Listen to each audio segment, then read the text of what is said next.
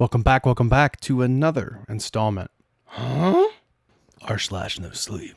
I have one here today from Ezekiel H. Graves. I believe we've read one from him before.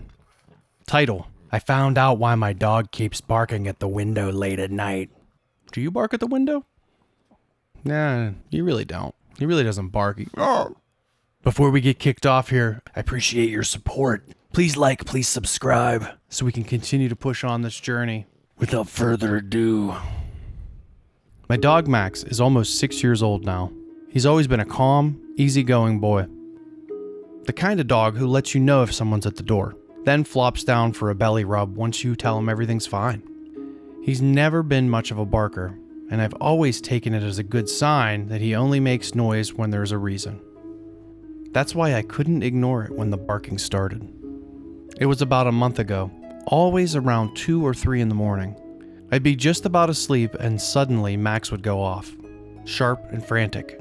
Not his usual someone's walking past bark. This was desperate, panicked, the kind of bark that makes your stomach drop before you even know why. Every time, I'd get up, check the windows, check the front yard, even the backyard. There was never anything there.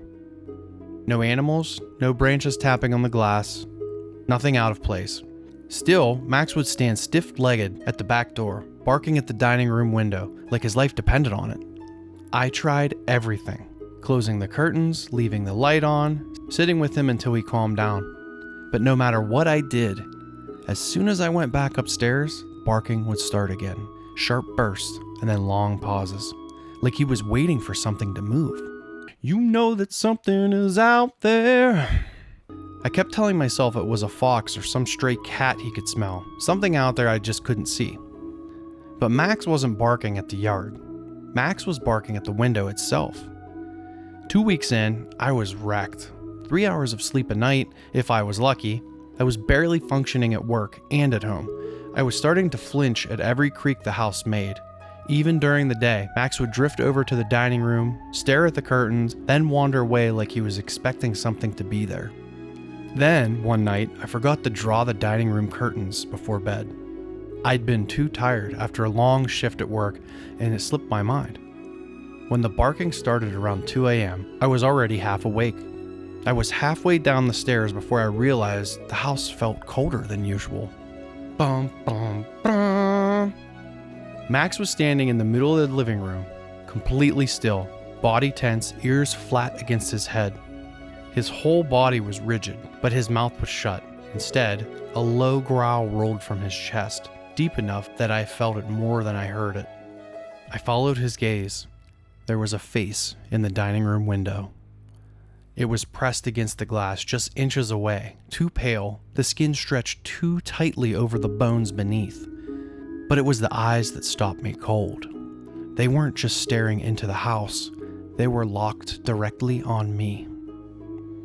Wide, bulging, too round for the face they were set in. The white seemed almost gray, veined with something darker, and the irises were a washed-out yellow, like old paper left in the sun too long. They didn't blink, they didn't move, just held my eyes in place like it was waiting to see if I'd come closer. The mouth was stretching into something almost like a smile, but too eager, too sharp at the edges. Like it was trying to mimic a human expression but couldn't quite get it right. Max let out another low growl, louder this time, vibrating in the space between us, and I broke. My hand slammed into the light switch, and the second the room flooded with light, the face was gone. I ran outside barefoot, heart pounding so hard I felt it in my throat. So you see something in the window. I mean, this is classic, and I appreciate it as much as I find it slightly cliche. I appreciate it. It's almost like watching the old zombie films and they all walk. Same thing here. Guy sees something in the window that he can't explain, so he goes outside. I mean, I would go outside, but I'd go grab a rocket launcher first and then go outside. I feel like that would be a little bit more acceptable. The yard was empty. The street was still. No footprints, no sign anyone had been there. Just silence, thick, heavy silence, and the cold, damp air clinging to my skin. When I came back inside, Max hadn't moved. He was still standing there, trembling all over, eyes locked on the window even though the curtain was now drawn. It took me 3 tries to get him to follow me upstairs, and even then, he only came because I begged him. This was 2 weeks ago. Max hasn't barked since that night. In fact, he won't go near that window anymore. During the day, he gives a wide berth, skirting around the edges of the room like something's still there, even though I can't see a thing.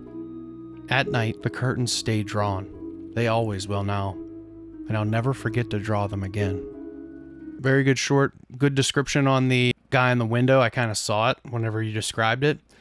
Definitely a creepy image in my mind, that's for sure. Please like, please subscribe. Stick around for more. I am the Meat Grid Masochist. Farewell.